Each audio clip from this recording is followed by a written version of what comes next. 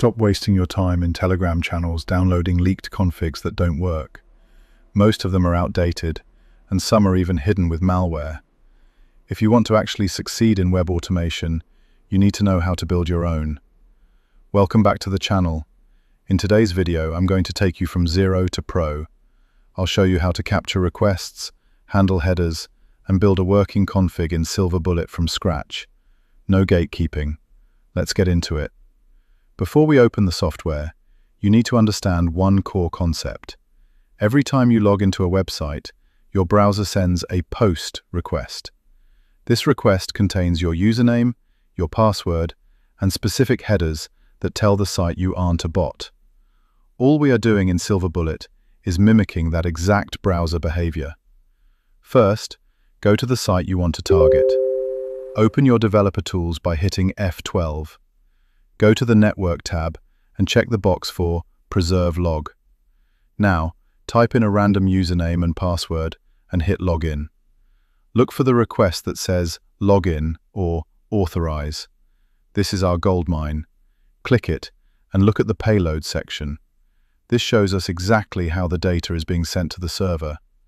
Now, let's bring that data into SilverBullet. Open the config manager and create a new project. First, add a request block.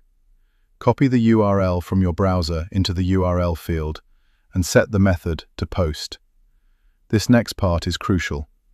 Copy the headers exactly as they appear in your browser, especially the user agent and content type. In the body section, replace the random username you typed earlier with the user variable in brackets and the password with the pass variable. Next, we need a key check. This is how SilverBullet knows if the login worked. Look at the response from the website.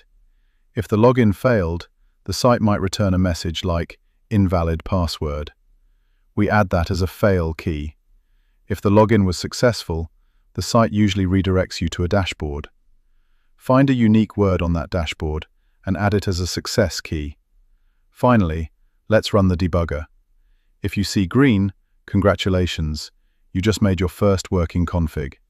If it's red, double-check your headers or see if the site is using a hidden token. If they are, let me know in the comments and I'll make a follow-up video on how to bypass security tokens. That's it. You're no longer just a user, you're a developer.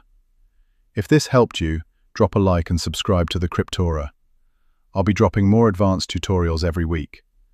Remember, this video is for educational purposes only. Stay safe, and I'll see you in the next one.